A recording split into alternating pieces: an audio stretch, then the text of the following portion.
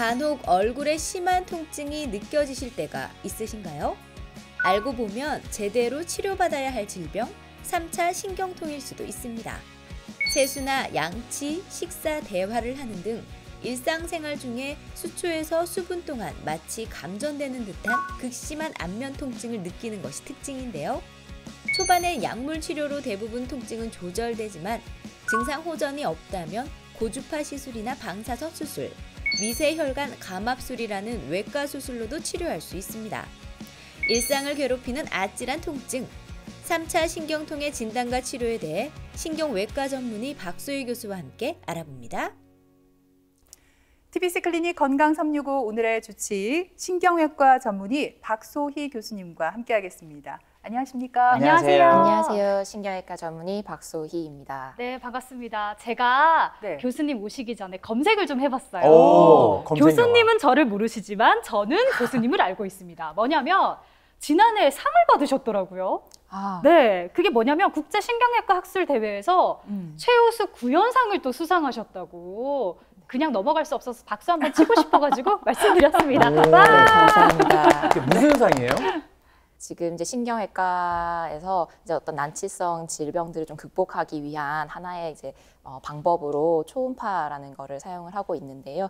치매 환자들에게서 초음파를 이용해서 혈액 내 장벽을 열면 그런 이제 치매를 좀 극복하는 증상들을 좀 개선할 수 있는 그런 부분들이 있지 않을까 하고 연구들이 지금 진행 중이고 그런 연구 결과를 좀 발표를 했었습니다.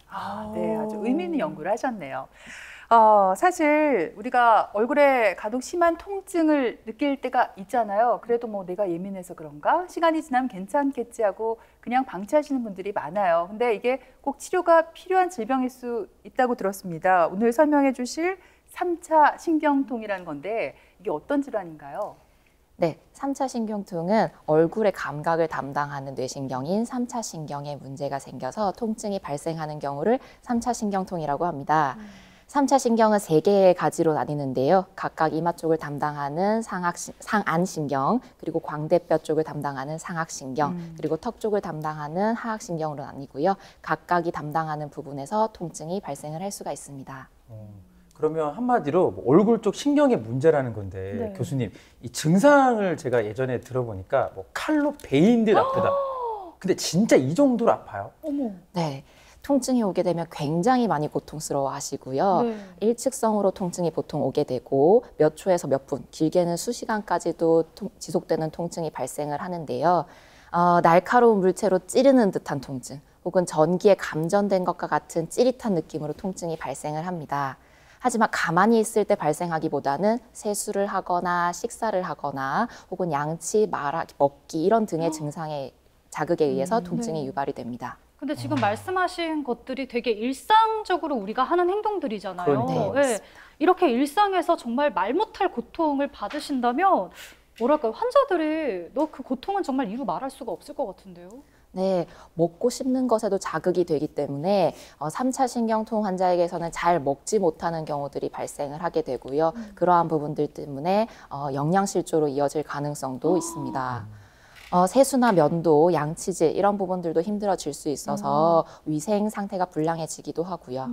또 통증이 극심하기 때문에 언제 이 통증이 발생할지 몰라서 항상 불안해하시고 또 그런 부분들 때문에 사회생활이 위축이 될 수가 있어요. 그래서 의욕이 없어지고 자살 충동까지 유발될 수 있는 그런 매우 고통스러운 질환 중에 하나입니다. 얼마나 고통스러우면 그런 자살 충동까지 느낄까 정말 상상이 안 되는데 주변에도 보면은 간혹 얼굴이 좀 따끔거리고 아프다는 분들이 계세요. 국내에 환자가 어느 정도 있는지 발병률이 좀 궁금한데요. 네, 국내에서는 10만 명 중에 한 4명 정도에서 발생을 합니다. 50대에서 60대 중장년층에서 발생을 많이 하는 걸로 되어 있고요. 남성이 10만 명당 2.7명 정도, 여성이 5.7명 정도로 남성보다는 여성에서 조금 더 이제 많은 편입니다. 미국이나 서구 쪽에서는 10만 명당 12명 정도로 아시안보다는 한 3배 정도 더 많이 발생하는 것으로 보고되고 있는데요. 그 이유에 대해서 왜 그러면 동양인들에게서 상대적으로 유병률이 낮으냐. 그 이유에 대해서는 다양한 이야기들이 있기는 한데 다발성 경화증이 동양인보다 서양인에서 더 많이 발생한다. 이런 이야기들도 있고요. 두개골 모양의 차이가 좀 영향을 준다라는 이야기들이 있지만 아직 확실한 것은 없습니다. 네. 사실 그 얼굴 쪽에 뭔가 아프잖아요. 그러면 저는 치통이 있나 해서 이제 치과를 갈 것 같은데 네. 저처럼 꼭 이런 생각을 가지고 있는 분들이 치과 갔다가 네. 이거는 치아의 문제가 아니라서 사실 신경외과로 가는 경우도 많다고 들었거든요. 그러면 이게 구분이 참 쉽지 않을 것 같아요. 네, 어려울 것 같아요. 네, 맞습니다. 치통과 헷갈리시는 경우가 또 많습니다. 이와 잇몸의 통증이 발생을 해서 치과를 방문하셨다가 치과 치료를 받은 후에도 통증이 지속되어서 이 병원 저 병원 다니시다가 3차 신경통 이야기를 듣고 오시는 경우들도 꽤 있습니다. 네. 치통은 통증 부위에 따라서 얼굴 전체가 욱신거리는 경우들도 있을 수 있고요. 하지만 통증이 국소적으로 발생하는 경우가 많습니다. 입안의 점막 발적이나 부종이 동반되는 경우가 많아서 이런 부분들이 3차 신경통과 조금 차이점이고요. 3차 신경통의 경우에는 얼굴의 편측으로 아까 말씀드린 감각신경의 분지를 따라서 통증이 발생을 하게 됩니다.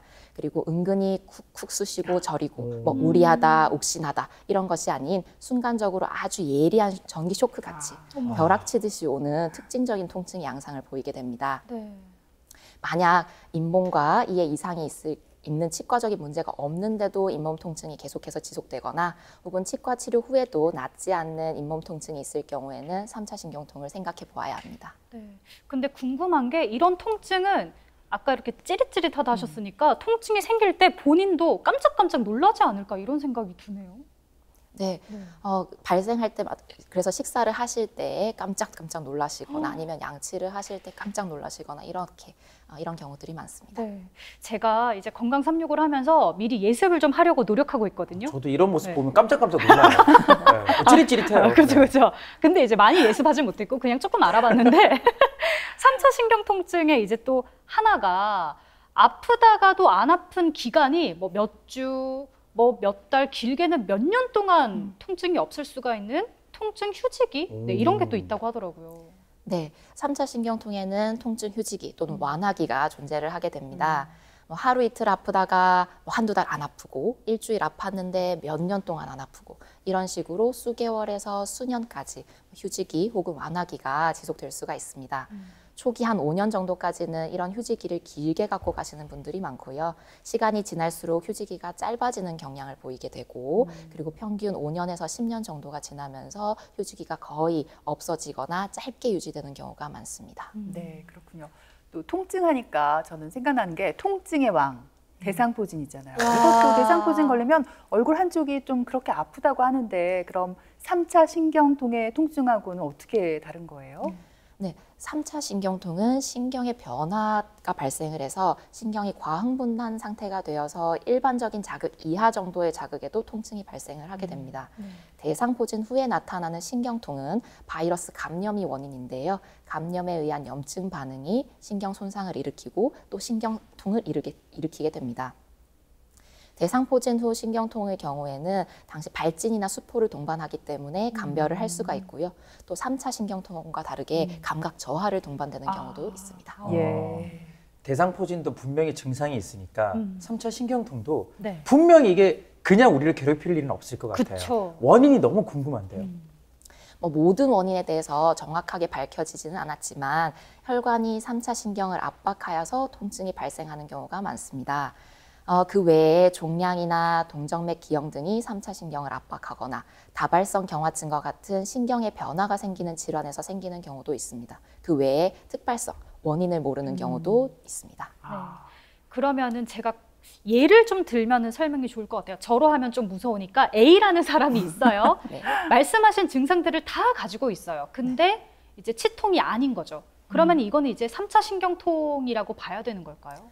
꼭 그렇지는 않습니다. 얼굴에 통증이 발생하는 질환으로는 3차 신경통 그리고 앞에서 이야기가 나온 대상포진 후 신경통 외에도 비정형 얼굴 통증 그리고 3차 신경의 손상으로 인해서 발생하는 3차 신경병성 통증이 있습니다.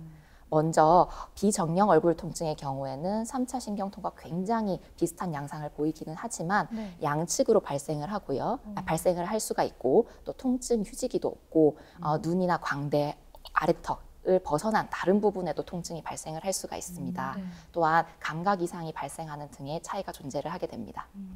3차 신경병성 통증은 외상, 뇌경색 등으로 인해 신경에 손상이 발생을 해서 통증이 유발되는 경우고요. 지속적인 통증이 둔하고 욱신거리거나 타는 듯한 양상으로 나타나게 되고 또 감각 이상이 동반될 수가 있습니다. 하지만 3차 신경통과 다르게 자극에 의해서 통증이 악화되지는 않습니다. 그래서 만약에 안면에 통증이 발생하는 경우는 아까 말씀드린 것 같은 다양한 질환이 있기 때문에 통증이 발생하신다면 신경과나 신경외과, 통증의학과를 방문하셔서 상세한 진찰을 받아보실 것을 권유드립니다. 네, 그래요. 일단 내가 어떤 병을 앓고 있는지를 알아야 치료를 할 수 있잖아요. 네. 뭐 이게 3차 신경통 때문인지 아까 말씀해 주신 다른 여러 가지 원인도 있으니까 이거를 감별하는 게 가장 중요할 것 같고요. 그리고 3차 신경통의 일반적인 치료 방법은 어떻습니까? 3차 신경통의 초기 치료는 약물 치료입니다. 네. 충분히 효과가 날 때까지 단계적으로 약물을 증량하면서 치료를 시행하게 됩니다. 하지만 약물의 부작용이 발생을 해서 약물 치료가 더 어렵거나 혹은 약물 치료에 불응하는 3차 신경통의 경우에는 경피적 시술이나 정위석 방사선 수술 혹은 미세혈관 감압술을 고려하게 됩니다. 경피적 시술은 신경 차단술, 알코올 주입술, 그리고 고주파 차단술이나 풍선 압박술이 있고요. 어떤 시술이나 수술을 시행할지는 환자분의 연령, 기저질환, 그리고 이전에 받았던 치료법들을 종합적으로 고려를 해서 결정을 하게 됩니다. 1차 치료는 말씀하신 대로 이제 약물 치료부터 시작을 하는 거네요. 근데 교수님, 약물 치료도 물론 필요한 치료지만 계속 받다가 보면 환자 입장에서는 이거 이 약 부작용이 있는 거 아니야 이런 생각도 많이 하실 것 같아요. 네. 부작용은 없습니까? 약물 치료에서 사용하는 약제는 항경련제입니다. 그래서 먼저 이 이야기를 꼭 드리고 싶은데 환자분들께서는 이제 처방전을 받아서 보시고는 통증으로 내원했는데 진통제가 있는 게 아니라 왜 항경련제를 처방을 받았지? 이렇게 놀라시는 분들이 있는데 네. 이 약이 굉장히 효과적인 약입니다. 어떤 이제 3차 신경통의 발작 통증의 빈도와 강도를 줄여주는 역할을 하는 아주 효과적인 약이고 또 80에서 85%의 환자에서 상당한 통증 조절 효과를 제공하기 때문에 항경련제를 처방받았다고 너무 걱정하시지 않으셔도 되고요. 네. 아까 말씀하신 것처럼 이제 오랜 기간 약물을 복용함에 따라서 부작용들이 좀 발생을 할 수가 있어요. 약효가 시간이 지남에 따라서 감소할 수도 있고 또 어떤 내성을 갖게 되는 경우도 많습니다. 또 신경에 작용하는 약제이기 때문에 졸음이나 어지러움과 같은 가벼운 부작용들이 좀 발생할 수가 있고요. 그 외에도 뭐 빈혈, 간 손상, 전해질 불균형과 같은 그런 부작용들이 나타날 수 있습니다. 하지만 이런 부분들은 의료진이 혈액 검사를 포함한 정기적인 모니터링을 통해서 적절히 관리하고 대처하기 때문에 복용 기간 동안에 정기적으로 병원을 방문하시면서 보신다면 뭐 내성이나 아니면 부작용에 대해서는 지나친 걱정은 하지 않으셔도 될 것 같습니다. 네. 근데 또 3차 신경통이 아까 그 통증 휴지기, 통증이 없는 기간이 또 있다고 하셨잖아요.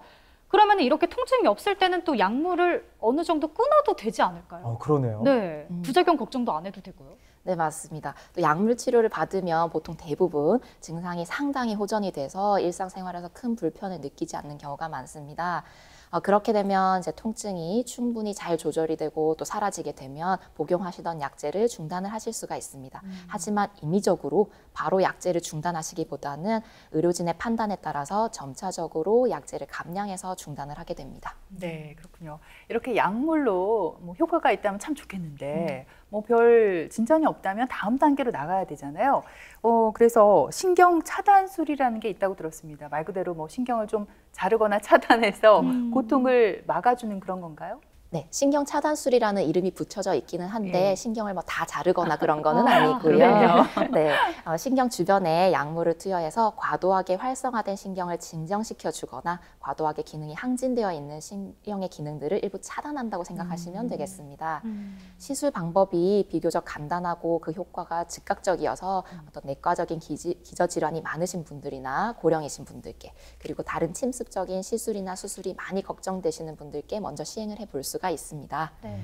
하지만 그 효과가 지속적이지는 못해서 마취 성분을 이용한 신경 차단술의 경우에는 통증 조절 기간이 2일에서 2주 정도 지속되고요. 알코올 등을 이용할 경우에는 조금 더 효과가 오래 가기는 하지만 1년에서 2년 안에도 재발할 수 있는 그런 단점들이 있습니다.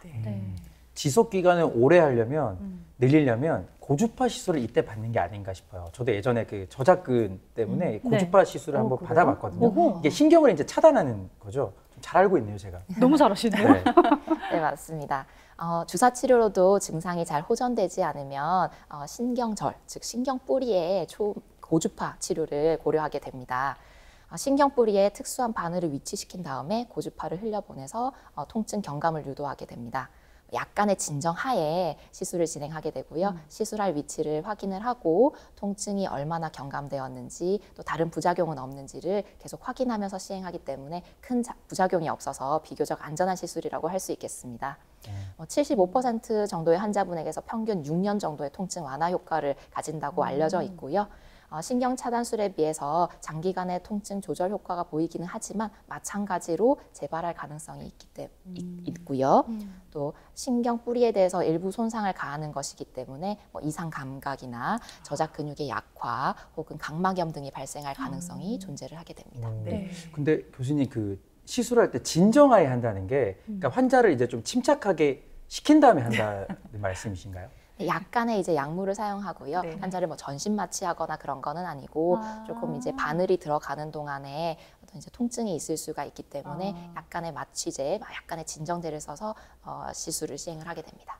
저는 뭐 진정하세요 이렇게 멘트로 계속 그거는 아니면 진정하세요. 잠시만요. 그걸로는 안 될 것 같아요. 부족할 것 같아요. 그걸로 그러네요. 진정이 안 될 네. 수 있죠. 네. 지금 이제 여러 가지 치료 방법을 얘기를 해주셨는데 또 암 치료할 때 사용하는 방사선 치료도 진행을 한다고 들었거든요. 근데 솔직히 아무래도 이제 방사선이다 보니까 조금 신경이 쓰이는 부분도 없지 않아 있는데 이거를 꼭 해야 되는 건가요? 아니면 이제 방사선 치료가 꼭 필요한 환자들이 있는 건가요? 방사선 치료는 이제 암 치료와 마찬가지로 고설량의 방사선을 조사하게 됩니다. 3차 신경 뿌리에 그 방사선을 집중시켜서 조사해서 어떤 과흥분된 신경을 일부 손상시킴으로써 통증 조절 효과를 유도하는 것입니다.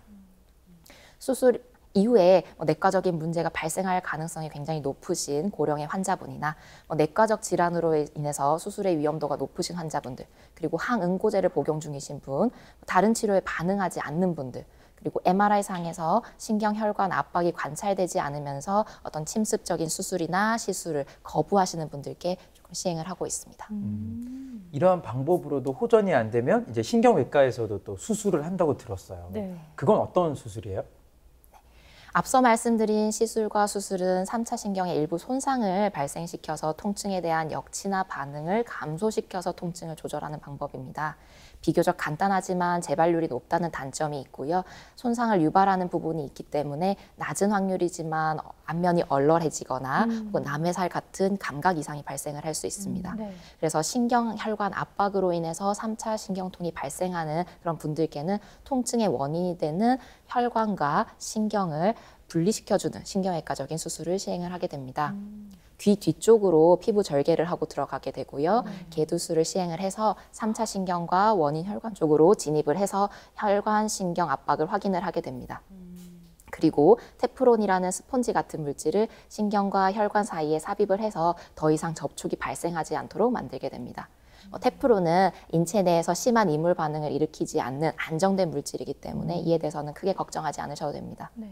원인을 해결하는 근본적인 수술이라 할 수 있겠고요. 수술 효과는 80에서 90% 정도로 수술 후 5년이 지난 후에도 72에서 85% 정도, 10년 후에도 약 70% 정도의 환자분들이 약물 복용 없이도 통증이 조절되는 것으로 보고하고 있어서 다른 시술에 비해서 통증 조절 효과가 더 오래 유지되는 그런 부분들이 있습니다. 네, 아무래도 수술하고 나서 결과가 좀 좋고 오래 유지된다는 점이 참 마음에 드는 것 같은데 앞에서 개도술을 또 한다고 하셨어요. 그렇다면 좀 큰 수술이 아닐까 걱정도 되고 수술 시간이라든지 또 그 회복 기간은 어떤지 궁금하고요. 마취 여부도 좀 알려주세요. 네, 개두술을 시행을 하기 때문에 전신 마취하에 시행을 하게 됩니다. 수술 시간은 한 2시간에서 3시간 정도 소요되지만 이제 상황에 따라서 조금 변동 가능성들은 있습니다. 뭐 회복은 일반 수술과 유사해서 하루 정도 안정을 취하시고 다음 날부터는 자유롭게 움직이실 수가 있습니다. 네. 그러면 개도술 하게 되면 그 부분도 흉터가 남을 거 아니에요? 이런 부분은 어떻게 치료를 할 수 있을까요? 그래서 이제 저희 신경외과에서는 최대한 머리 헤어라인 안쪽으로 해서 그 절개를 해서 머리에 의해서 좀 가릴 수 있도록 그렇게 하고 있습니다. 네. 뭐 헤어라인 쪽으로 하면 확실히 안 보일 것 표도 안 같네요. 될 것 같아요. 네, 머리를 이제 계속 기르면 되는 거예요. 그리고 아무래도 이게 신경을 건드리는 수술이다 보니까 부작용, 합병증 이런 부분도 조금 알아두면 좋을 것 같은데 좀 알려주시면 좋겠습니다. 네. 수술의 술기들과 기구들이 많이 발전을 했고 수술 중에 미세 현미경을 이용해서 수술을 하기 때문에 합병증의 가능성은 많이 낮아졌습니다. 가장 많이 걱정하실 가장 심한 합병증인 사망, 뇌출혈은 0.3에서 0.6% 미만이고요. 3차 신경 손상으로 인해서 무감각 통증이 발생을 한다거나 수막염이 발생한다거나 하는 비율은 0.2에서 0.4% 정도 발생을 한다고 알려져 있습니다. 동측의 청력 소실은 1.8%가량에서 발생할 수 있는 것으로 보고되고 있습니다. 3차 신경의 장애로 인해서 발생할 수 있는 안면 감각 장애, 각막염, 저작근 위축 등은 0.6에서 10% 정도까지도 보고되고 있기는 하지만 대부분 시간이 지나면서 호전되기 때문에 큰 걱정은 하지 않으셔도 됩니다. 그렇군요. 근데 3차 신경통 때문에 치료를 받는 환자 입장에서는 소원이 있다면 진짜 이거예요. 완치죠, 사실은. 맞아요. 근데 이 완치가 참 쉽지 않잖아요. 3차 신경통은 어때요? 저는 이제 3차 신경통이 완전히 치료가 가능하다고 말씀드리기보다는요, 어떤 관리하는 질환이라고 말씀을 드립니다. 혈관 등의 신경 압박이 원인이 분명한 경우에는 수술을 통해서 완치를 기대할 수 있겠지만 약물 치료를 비롯한 다른 치료법들은 본질적인 원인을 완전히 제거하는 것은 어렵습니다. 그래서 스트레스의 경우에는 통증에 대한 민감도를 높여서 3차 신경통을 더 악화시킬 수도 있고요. 또 요즘과 같은 그런 갑작스런 추위가 또 3차 신경통을 유발하는 경우도 있습니다. 이러한 부분들을 좀 피하면서 잘 이제 관리해 나가신다면 3차 신경통이 가끔 또 투정을 부리겠지만 함께 이제 원만히 지내실 방법을 찾으실 수 있을 거라고 생각합니다. 네. 말씀 들어보니까 추위가 하나의 원인이 될 수 있다고 하셨어요. 아무래도 몸을 떨게 되고 움츠리다 보니까 혈관 같은 게 수축되잖아요. 그러면은 추울 때는 어떻게 해야 될까요? 이제 갑작스런 온도차를 조금 피하시도록 말씀을 드리고요. 갑자기 추운 곳에 가거나 차가운 바람을 맞거나 하면 3차 신경통이 더 이제 유발이 되시는 분들이 있어요. 그래서 그런 부분들 좀 피할 수 있도록 말씀을 드립니다. 그래요. 또 이 3차 신경통이라는 게 어떤 질환인지 모르고 참거나 방치하는 분들이 많다는 게 문제가 아닐까 싶어요. 마지막으로 3차 신경통을 앓고 있는 환자들을 위해서 부탁드리고 싶은 말씀이 있다면 전해주시죠. 네, 3차 신경통은 산통에 비교될 만큼 굉장히 극심한 통증을 동반을 합니다. 음식물을 잘 씹지 못해서 식사를 잘 못하시기도 하고 통증 때문에 일상생활에 영향을 받으시는 경우가 많은데요. 약물의 효과가 굉장히 좋기 때문에 편측으로 짧게 전기가 쏘는 듯한 통증이 있으시다면 가까운 병원을 방문하셔서 정확한 진단을 받아보시고 적절한 치료를 받으실 것을 권유드립니다. 또 통증이 있어도 계속적인 약물 복용이 걱정이 되어서 약을 잘 안 드시는 분들이 있는데요. 조절되지 않는 통증은 계속적인 신경 흥분을 일으켜서 더 심한 통증을 유발할 수 있기 때문에 적절하신 치료를 받으시는 것을 꼭 이야기 드립니다. 네, 그래요. 지금까지 이 시간 도움 말씀에 신경외과 전문의 박소희 교수님께서 수고해 주셨습니다. 오늘 말씀 잘 들었습니다. 고맙습니다. 고맙습니다.